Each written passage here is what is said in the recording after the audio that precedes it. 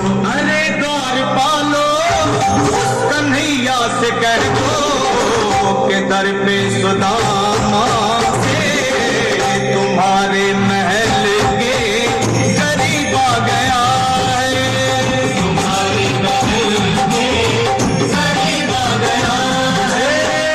अरे द्वारपालो कन्हैया से कह दो कि दर पे सुदामा करीब आ गया है, दर पे सुदामा करीब आ गया है।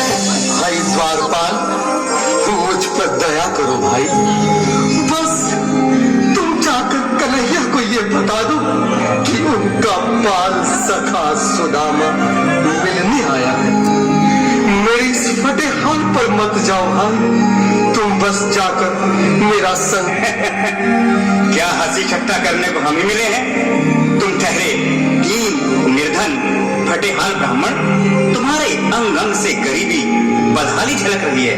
और कहा महाराज श्री कृष्ण, क्षमा करना पंडित जी, हमें अपने प्राणों से हाथ नहीं धोने जो तुम्हारा यह संदेश द्वारिकाधीश तक पहुंचाए।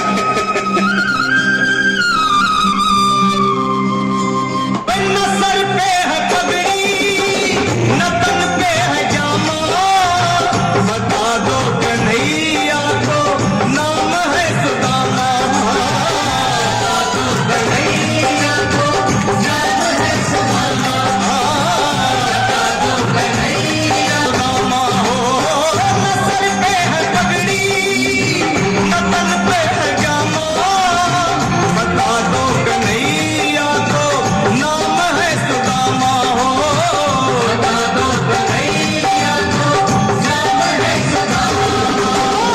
एक बार मोहन से जा करके कह दो, तुम एक बार मोहन से जा करके कह दो कि मिलने सखा बद नसीब आ गया है, मिलने सखा बद नसीब आ गया। अरे द्वारपालो कन्हैया से कह दो कि दर पे सुदामा करीब आ गया है, दर पे सुदामा।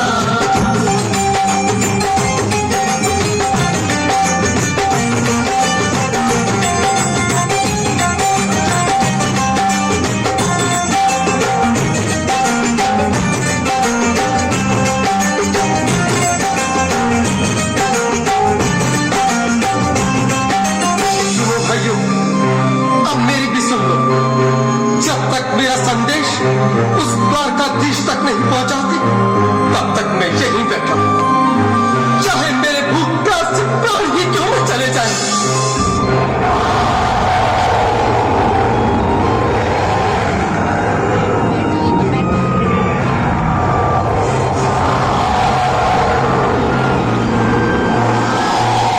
अरे ये यहाँ से जाने का नाम ही नहीं ले रहा। अरे देखो तो सही, इसकी देह कैसे कांप रही है, लगता है जैसे प्राण हाथों पर अटके हैं। भगवान न करे अगर ब्राह्मण ने यही प्राण त्याग दिए तो, और अगर ये सच में द्वारिकाधीश का मित्र हो तो क्या होगा भैया? सही कहते हो, अगर ब्राह्मण हत्या का पाप लग गया तो पीढ़ियां नरक भोगेंगी। अगर महाराज का मित्र हुआ तो मृत्यु दंड का भय है। अपनी आने वाली पीढ़ियों को नरक में डालने से तो ये संदेश पहुंचाना ही ज्यादा अच्छा है। क्यों ना महाराज का संदेश पहुंचा दे। ऐसे करो, तुम जाओ भैया।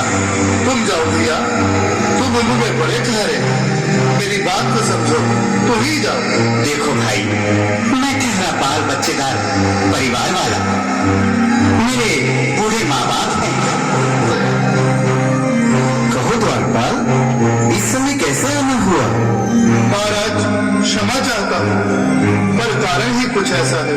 द्वार पर एक ब्राह्मण स्वयं को रुक क्यों गए? आगे बोलो। द्वार पर एक गरीब ब्राह्मण स्वयं को आपका मित्र बताता है, आपसे मिलना चाहता है। अपना नाम